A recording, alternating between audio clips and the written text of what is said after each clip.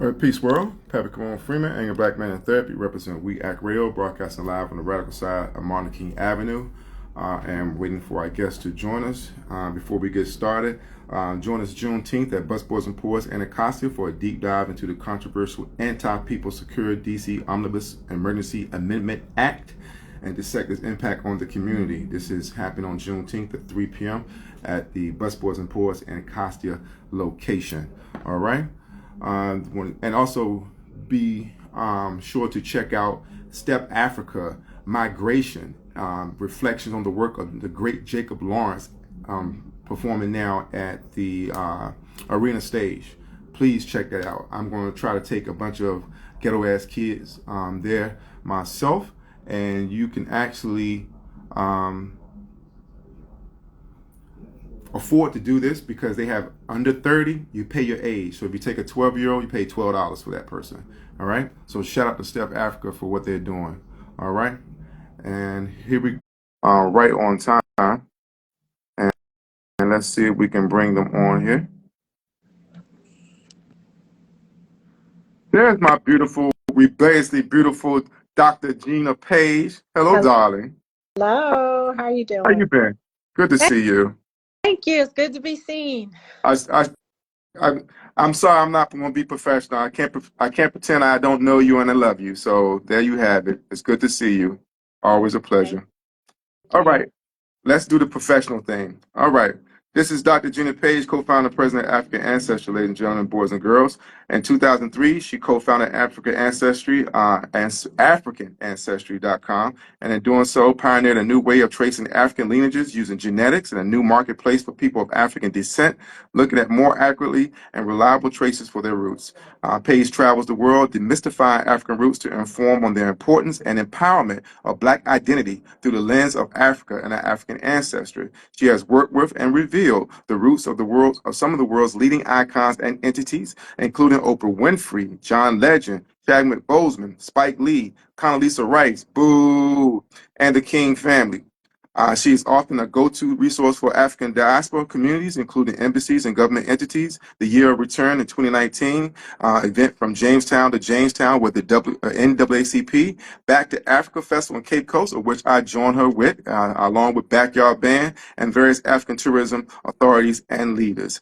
Ladies and gentlemen, boys and girls, brothers and sisters, the industry pioneer, speaker, and ancestor advocate, Dr. Gina Page. Welcome to We Act Radio, Dr. Gina Page. Thank you. Thank you. So that's Pleasure to be. It's just an honor. We had this has been an interview long in coming. You didn't need to bless the radical side of Martin Luther King Avenue in your marketing because you've been doing such a great job. But tell us about how in the past 20 years, it's been over 20 years, right? What's the number we're on now? 21.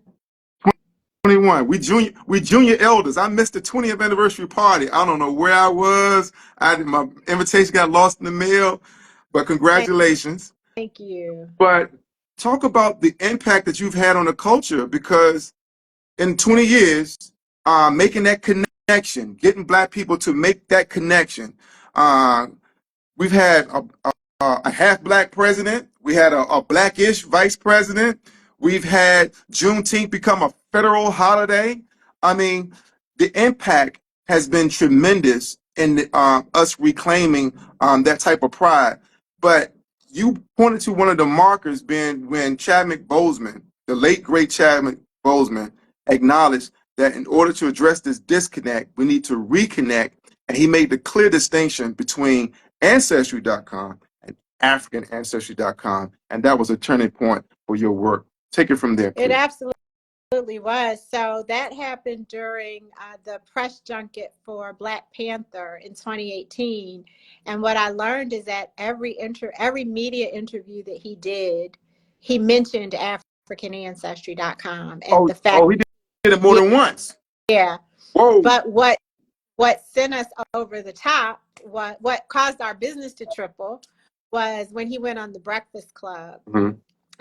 He basically did like a 3-minute commercial for African Ancestry. Unbeknownst to us, I did not know him. I had no relationship with him. And he did that. And so, yeah, that was like a what do you call it? Like it was the catalyst. After he did that, our business tripled in 1 year. In Mm. February Did 2020. you ever get a chance to meet him? I did. I did have a chance to meet him, and I had a chance to thank him. And Wonderful. he was like, these were not his exact words, but the tenor was, I'm just doing what I'm supposed to do. I'm just doing what I'm supposed to do. Chadwick Boseman, ladies and gentlemen, he has left an indelible Yeah. mark. Sometimes I go back and I watch his commencement speech at Howard University for inspiration, because it was very inspiring, and your work has been very inspiring. How has this work informed your passion and move you forward? Because you've been an entrepreneur since what, as a child, and it looked like you was the one that was built for this, because you had the background, the marketing expertise to take this and run with it. But how has this work informed your life? How has it transformed you? Because I love in your bio you put out front what your genetic relationships are. Yeah. No one's ever asked me that question, Kamon. So thank you for that question. So it has transformed me in several ways. One, if I didn't believe in the ancestors before, I believe in them now. Mm, Uh, I can't mm, say that I didn't, but I absolutely do now. And I don't know that I was built for this, but I was chosen for this. mm. And I guess I wouldn't have been chosen had I not been able. So you're right about that. I think that I've traveled to Africa much more than I had previous to this starting African ancestry. So previous to February 21st, 2003, I had traveled to Africa once. I spent a summer in Dakar, Senegal, after following my junior year in college.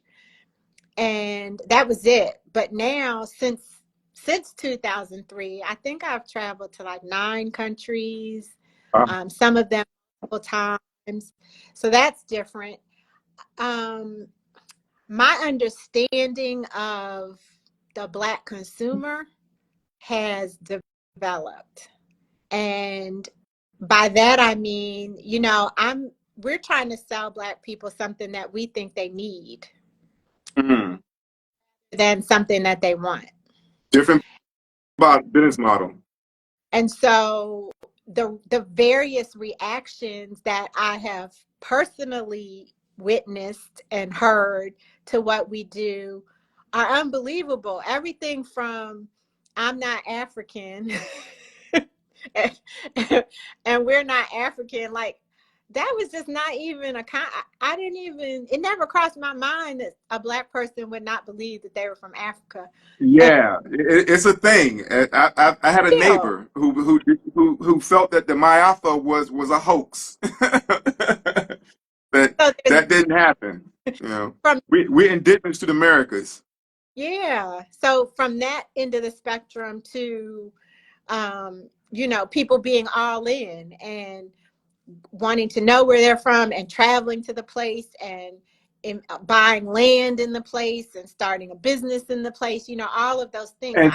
And and some of them getting citizenship because of your DNA work. And Is that the case? yeah, so for for 3 years, the country of Sierra Leone, from 21 to 23, the country of Sierra Leone offered citizenship based on DNA. So, and you had to trace a maternal or paternal lineage to Sierra Leone, and we're the only ones who do that. And so Mm. they haven't done it this year so far, but we're hoping that they'll reinstate the program soon. So yeah, I've seen Black people as consumers in a different light. My family has certainly, my extended family has galvanized around this work, and I've seen how it has influenced my aunts and uncles and cousins. Um, the relationships, like now, all of my friends pretty much are entrepreneurs. There's so many different ways that I haven't actually thought through. So you're making me think through it on the spot, which is cool. But All I've traveled right. I over the world. not just to Africa. So, I've been blessed. So when I had the my first time I went to Africa was 2004. So I'm on the 20th anniversary of my first time going to the motherland, and I had the pleasure of spending 6 weeks in Nairobi in Kenya, part of the American Friends Service Committee Leadership Conference. And when I was preparing to go, my mother said, "Why do you want to go to Africa?" I'm like, "Cause I'm African." Because she was like, "What? You can go anywhere in the world. Why do you want to go to Africa?" Like I was like, and then when I came back, I brought her a dress. Right now, she's in church saying, "Oh yes, my son brought this back from Kenya. It is 100% Maasai warrior cloth." You know what I'm saying? Like, because so we are making those connections for them. We're doing that. We're saying code for that. And so now she has a different relationship and a different opinion on the stereotypes she had, pre-notions of Africa that she does now. She has done that through my traveling. So I can only imagine what has been happening through your travel and the effect it's had on your family and extended family. Yeah, and another thing that is different for me is the way I measure success. So Talk about that. you know We're in a capitalist society where everything is for sale, and you telling us that you have a different metric for success. Let's I hear it. do.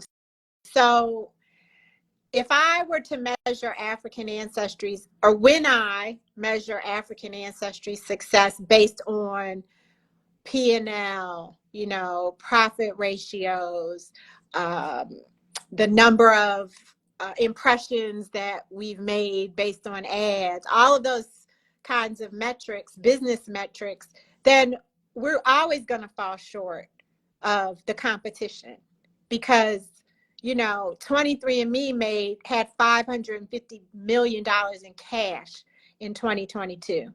But people consider us competition. You can't compete with someone who has $550 million of cash.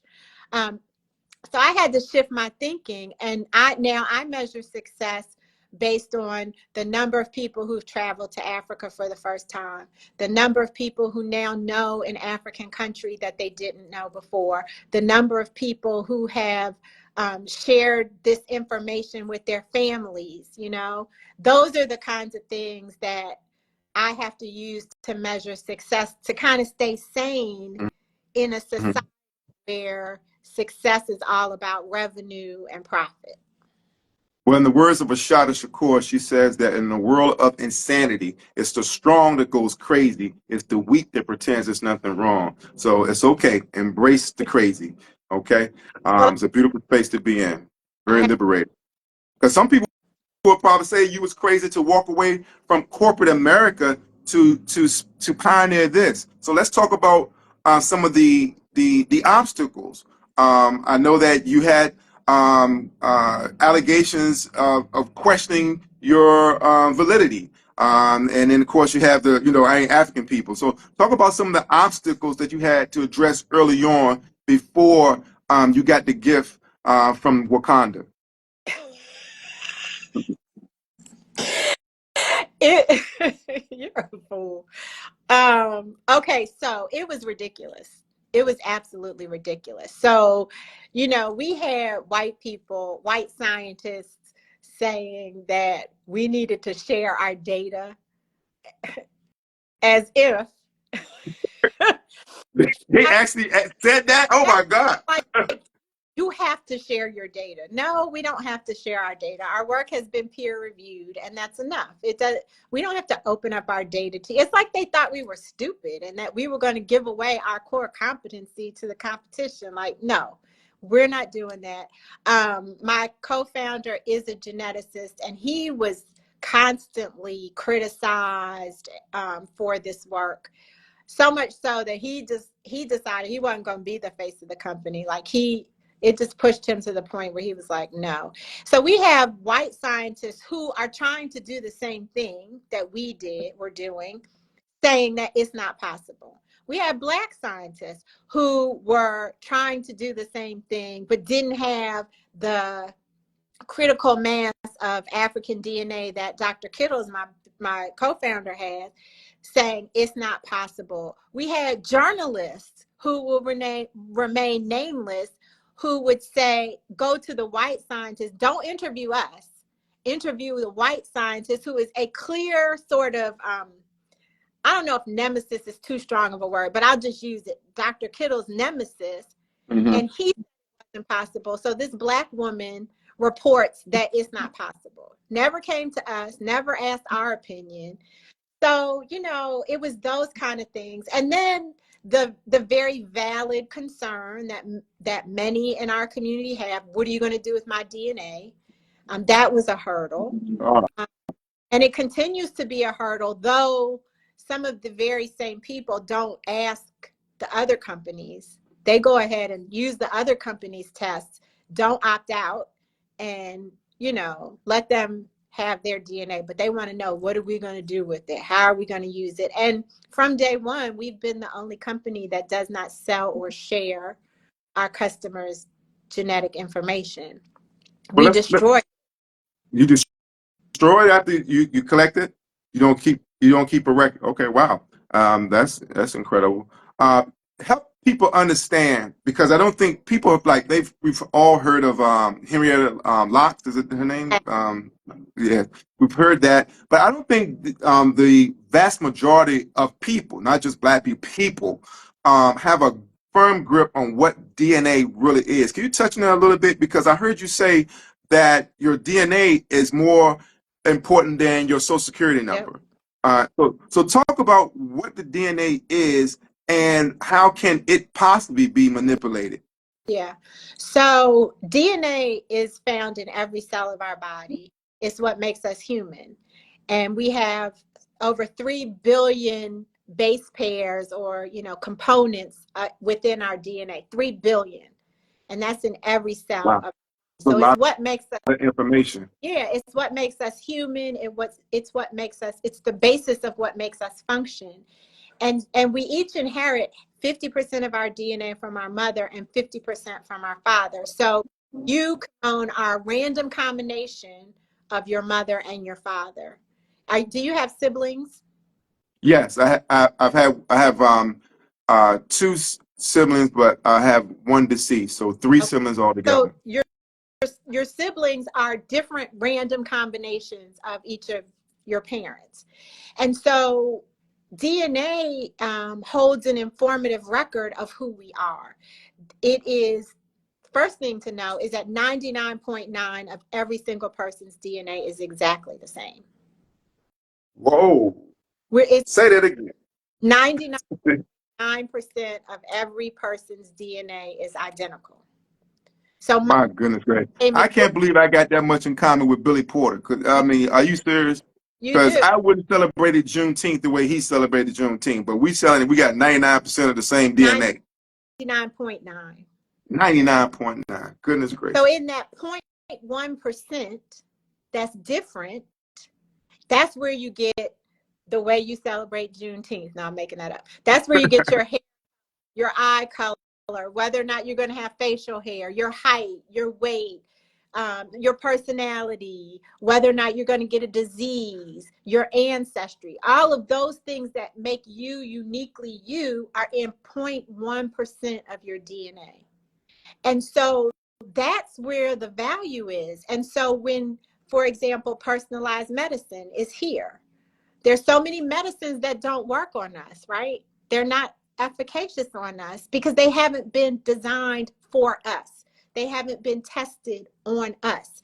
They haven't been created in a way that works with who we are. And so if you want to create a cure, a solution, whatever it is, you need to research people's DNA and see how things work. And what I understand, I am not a scientist, okay? But my understanding is that there's so much variation, genetic variation in African DNA and by descent, our DNA, that if they can figure it out on us, then they can figure it out for everybody.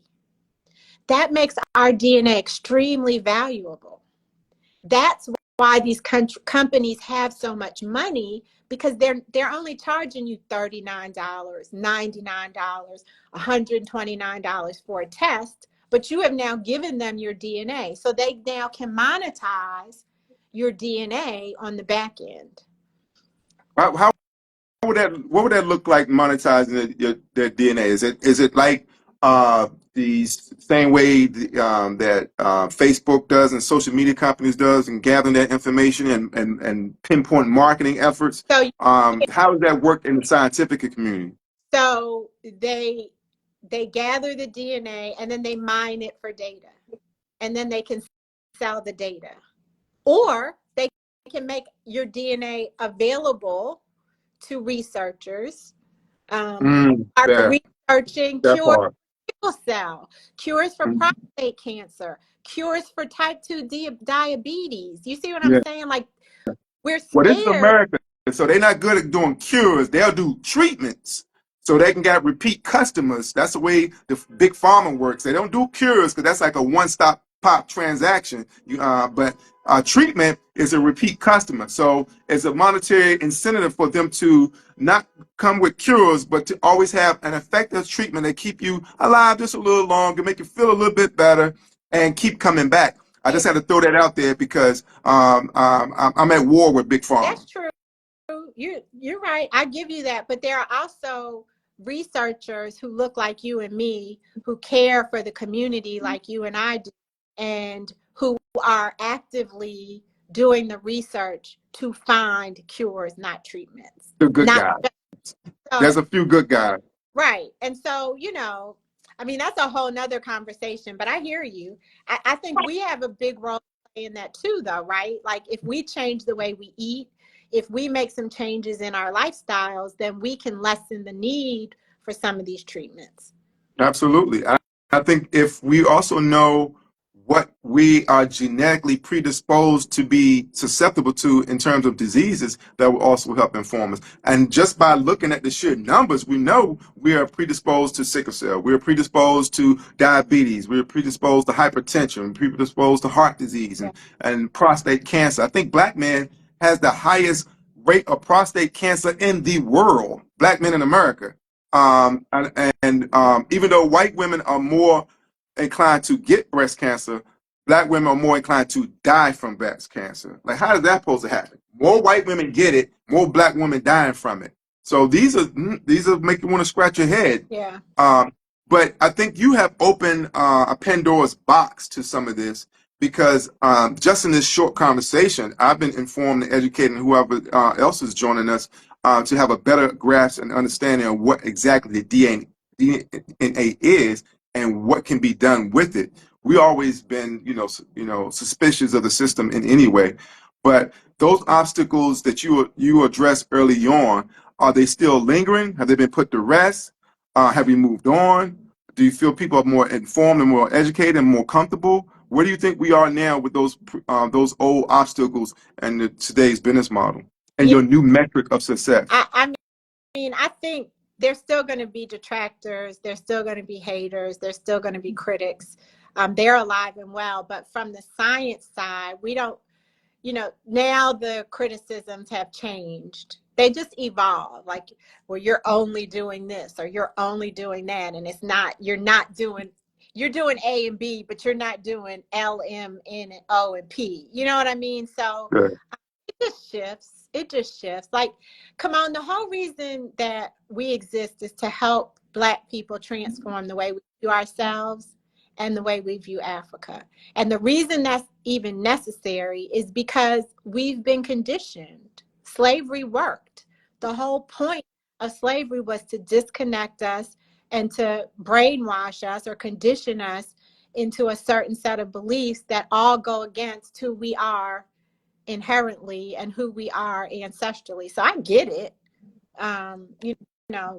We're always going to face that, but thankfully, of the people that have taken our test, now over 1 million Black people know of a specific connection to Africa. Not that they're 75% West African or 30% Nigeria, but as you've seen, like with Big G, he shares ancestry with the Mende people living in Sierra Leone, or like Chadwick Boseman, who shares one of his lineages with the Limba people in Sierra Leone, or Who else did you mentioned? Oprah. She shares maternal ancestry with the Pele people in Liberia. So, we're doing our part to Yeah.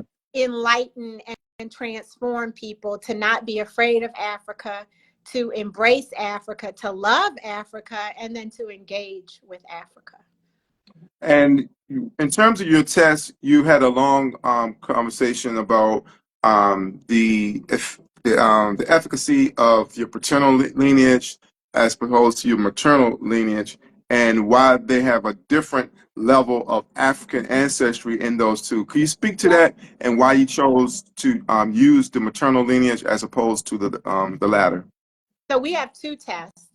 One traces maternal ancestry, which is mother to mother to mother to mother, going back 2,000 years. And so we're definitively telling you where your ancestor was prior to the transatlantic slave trade. Anybody can take that test. Any gender can take that test. And out of 100 people that take that test, 92 get an African result. 6 get a European result. And then the other 3 get either Asia or Middle Eastern or indigenous. So if you're looking to find an African result, instead of just trying to find out where my mother's people were from, you want to know where my mother's people were from in Africa. You have the best chance of getting that answer on the maternal line. Mm-hmm. The paternal line traces father to father to father to father on back for the same 2,000-year period or longer. And that requires a Y chromosome. So you have to be identified as male at birth to take that test. I can't take it. My father had to take it. My brother, my uncle, a man on that side of the family has to take the test. But when we do that test, 35 out of 100 men come back with a European Y chromosome, not an African Y chromosome. And 65 of those 100 get an African Y chromosome. And that shouldn't be surprising. If you think about the behavior of slave holders, slave traders, The behavior. Yeah. I got it. You think about their behavior. And so if a British slave owner fathers a son with an enslaved Nigerian woman, the son's going to be Black. He's going to have Black sons who have Black sons who have Black sons, but the Y chromosome is going back to Britain. Mm-hmm. Mm-hmm. And so you don't Mama's baby, Papa's baby. Mama's baby, Papa's maybe. So you don't have as great of a chance of that line being African as you do with the maternal line. But we sell both. People do both. It's just when we're we do these things called reveals, as you know. Mm-hmm. Yeah. We will give somebody their ancestry in public for the first time. They're hearing it along with the audience. In fact, yesterday we just had a reveal day. We did 8 reveals from noon to 7. But anyway, we tend to do the master clan test because we don't want to get up there and say, hey, your results show that you share ancestry with people living in China. Like, we're just not. So, yeah. Have you had any, okay, for example, I had the mother of a prominent DC official, as you would say, shall remain nameless, had their ancestry done and found out that she was 51% white, right? And she was mad. She was like, you didn't have to, you could have said 50%. You didn't have to say I was majority white. So she wanted to get her record sealed that nobody could say, would know that she's technically white. And when she didn't go to AfricanAncestry.com. She went to the competitor. Yeah. And the competitor laughed at her and said that this was the first time a Black person, because she's 51% white, right? had actually requested to have the record sealed. She says typically it's white people who found out that they have African ancestry and they want their record sealed. They don't want nobody to know they 18% Black. It ain't like Black now, Black Lives Matter. They're not gonna walk around with that, embracing it as we've seen in society. Have you had any experiences along those lines? Yeah. I don't know if you care to share. I've had both ends of the spectrum. So when we first started, it was probably like 2005, something like that. We had a guy who bought 2 tests, and so someone in our office looked him up because we didn't have that many orders. So we were like, oh, who's buying this? Who's buying this? And he turned out to be a white man in Dallas, Texas, blonde hair, blue eyes, the whole thing. And his matriclan test came back African. His patriclan test came back European. And he was like, there has to be some mistake. And we were like, why? Like, why does there have to be a mistake? He's like, well, this can't be right. I'm white and blah, blah, blah. And we were like, okay, well, but there was a Black woman somewhere in your maternal line. And so then I'm going to do the other companies and to see, block, just to, I guess, what do you call that? To verify or to compare. And you then found that Grandma Sue was actually Shantae. Yeah. Heard from him again. So we know what that means. And then recently, I was at an event in Milwaukee, Wisconsin at a luncheon, and I did a fireside chat. And then a white man came up and he said, I took one of the other tests and I came back 2% African. So can you tell me, would you be able to tell me where in Africa that's from? And I was like, nah, Slim, I can't do that. Like 2% is a rounding error. And that would be like, oh, really? Yeah, I mean, if you think about, you get 50% from each parent, 25% from each grandparent, 12.5% from each great grandparent. 4 generations back, you get what, 6.75%. So 1%, 2% could be one of, 50. Okay. It's not, if it's even right. I mean, the margin of When error. you sit in, it doesn't make much difference in this regard. Okay. But he wanted. So He was going to be flaunting it had he been able to. interesting. The answer. Isn't it? I got some Black in my family. You remember as kids, Black folks, Indian. were Indian, yeah, and Yeah, that ain't even an accurate word. exactly. That's a colonized word. But we used to flaunt that because we wanted to be anything but African. I remember those negative connotations, African booty scratching, da da da. All that is passe now, and you have had a hand in that. You have had a hand in rebranding African pride. You have influence people having a more informed conversation about their lineage. I think that gives power to your unique metric for success. So where do you go from here? It's been 20 years in. Where do you go from here? You're at the top of your field. Where do you go from here? Thank you. Well, we are now in travel. So we have African ancestry family reunions, which are specially curated birthright journeys home for a culturally immersive experience. So we've taken people to Cameroon, to Sierra Leone, to Ghana. Nigeria is up next. We're adding Nigeria to the schedule. And then we're innovating on the science side. So trying to figure out how we can, what other products we can come up with that meet the needs that Black community has. But to be honest, Kimon, it's going to require looking at more of the DNA, and it's going to require researching it. And so we're hopeful that we have gained the trust of the community after 21 years of handling Black people's DNA with respect and integrity, so that we can make some advancements that will go beyond helping us with our psychological well-being, but also helping us with our physical well-being. Okay. Well, let's know what we can do to contribute to that because full disclosure, as you probably know, I haven't had my test done yet, and I've been deliberately putting it off because I wanted to reveal it at some big moment in my life. I'm running for Congress, trying to throw Eleanor Holmes Norton retirement party, so maybe I can do it then. I'm bringing the Black Love Festival back next year, so maybe I can do it then. Yeah. But I talk about the process of having the test done from the time you do your order, the cost associated with it, to the time it requires to be revealed. So we have a website, AfricanAncestry.com. You order your test kit. The retail price is $2.99. Right now it's on sale for Juneteenth, so it's everything on the site is 10% off. We 10% do off for Juneteenth, ladies and gentlemen, boys and girls. we do offer Affirm as a payment option to help people can choose to repay their the price in 3, 6, or 12-month payment installments. We also encourage people to think of it like a family project, right? Because it only takes one person.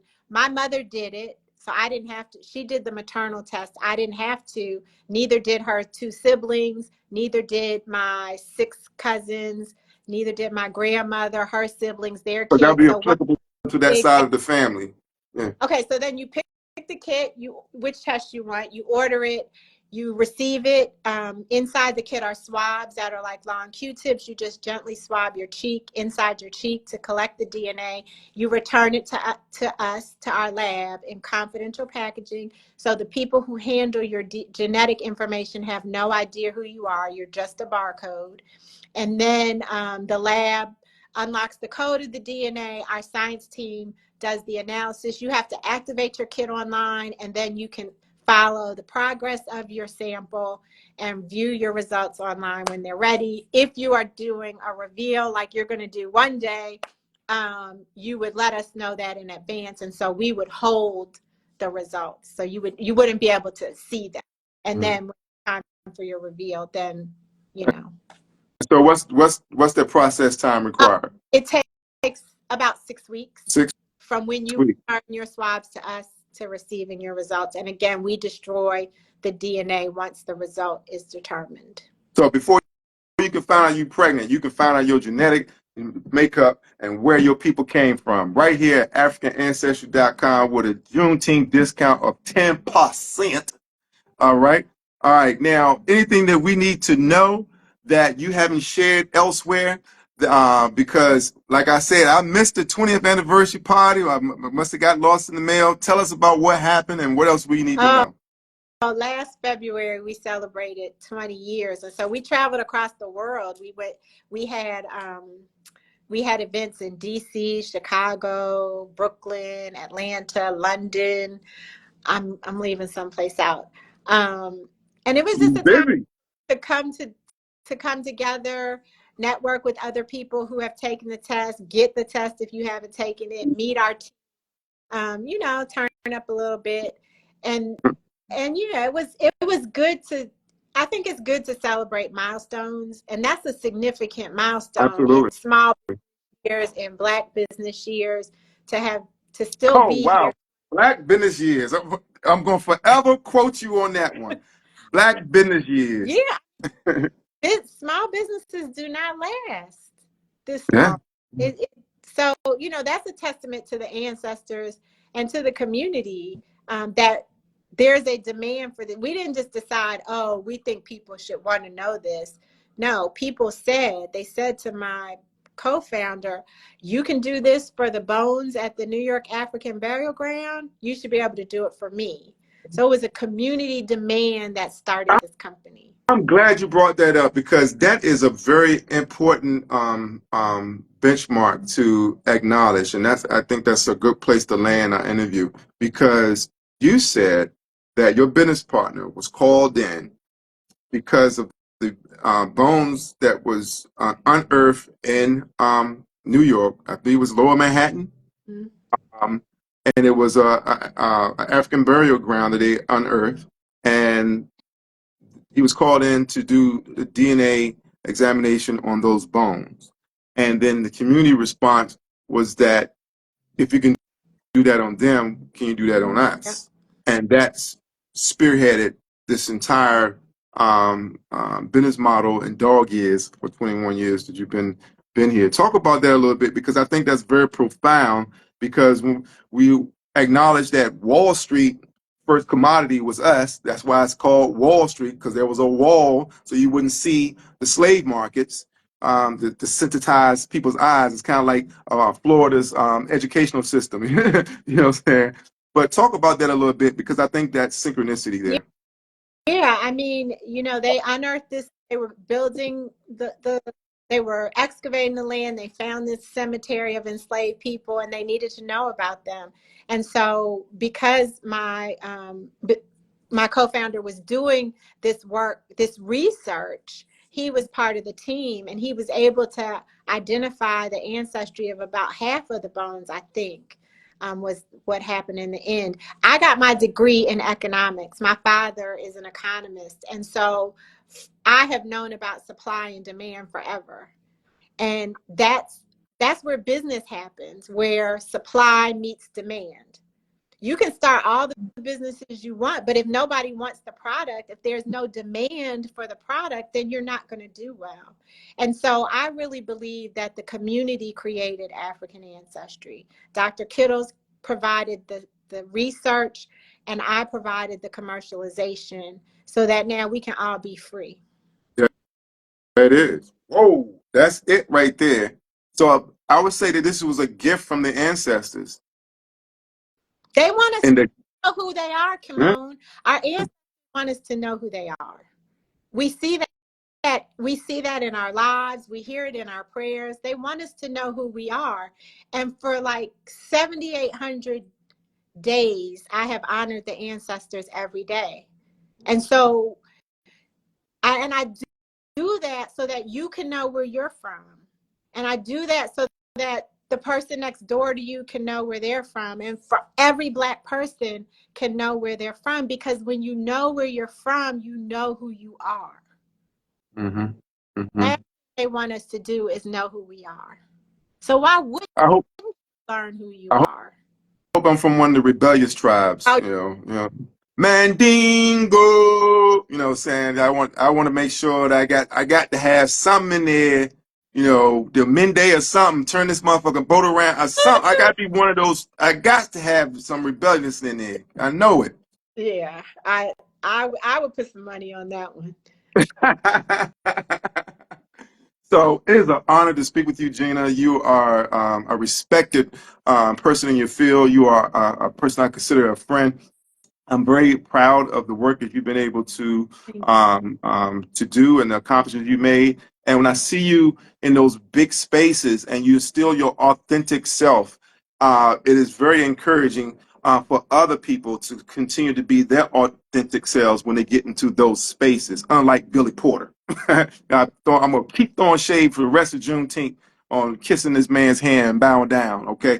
Because he clearly ain't got no Mandingo or Mende in his tribe. You know, what is there a tribe for suckers? Is there what tribe? Do we have a tribe for suckers? You know what I'm saying? Is there a sucker tribe? I don't know. But Gina, AfricanAncestry.com, to claim your Juneteenth discount, I'm sure that's on the website. Is there, and you said it's a payment plan, so you're making it affordable, installment plans or what have you, breaking it down in chunks.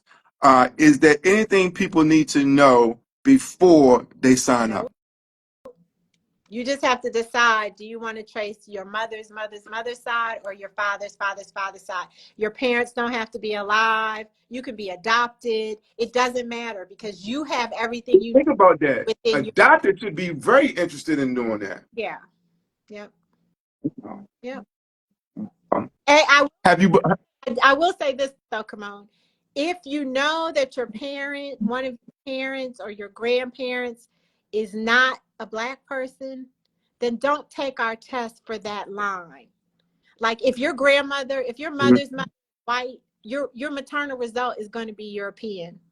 It's not going to be African. It's not going to skip over Europe and go around. People seem to think that. Or if your father is Indian, from India, don't trace that line. You already know your ancestry on that line. Mm-hmm. So I don't want people to waste their money. This test is to trace a line that you don't know the ancestry of. That's very, I'm glad I pushed on that, because that's very informative. Because I just realized, well, of course, didn't just realize, I've just been reminded that my mother didn't know her father that well. She'd seen him like a handful of times. I think I've seen him once as a child, and all I have is his name. He's been gone for a number of years. But this is why I don't date women in Baltimore, because he's from Baltimore. So I don't know anything about that line, and I wanted to go find out what that is. Because when you said, what is the percentage for your grandparents? There, You said 20. you got 25% of your DNA from that man. You have So I got 25% out here that I have no knowledge of whatsoever, and I need to do the research to find out who these people are. And I definitely would do the mother test because that would be very helpful. But I probably do both. I probably so do both. I grandfather. want to know how much white I got too. Well, I'm not going to be able to tell you that, but to get your grandfather on your mother's side, you can't take the test. Your mother can't take the test. You need a male from that line to take the test. To find out my mother's father. You, you need Wow. someone with his Y chromosome. So So what if your I brother? need to go find these people first. Yeah. Does your mother have a brother from her father? No, no. Yeah. She had a brother, but it was not by her father. Yeah. He had a different. So yeah, you're going to have to do some genealogy research to find those people before you can Here add the you genetic. go. Here you go, adding on to my workload. There's more stuff I need to be doing. Ladies and gentlemen, this has been Dr. Gina Page from AfricanAncestry.com. She's been in business for 21 years, and that's in Black business years. Give her some flowers. I wish we had something from Lee's Flower Shop to give to you. But this is me giving you your flowers. You're so deserving. I hope to get to see you again soon. Please call on us if there's, because we have a lot of window space that can be used for advertising for your work. So let us know if we can be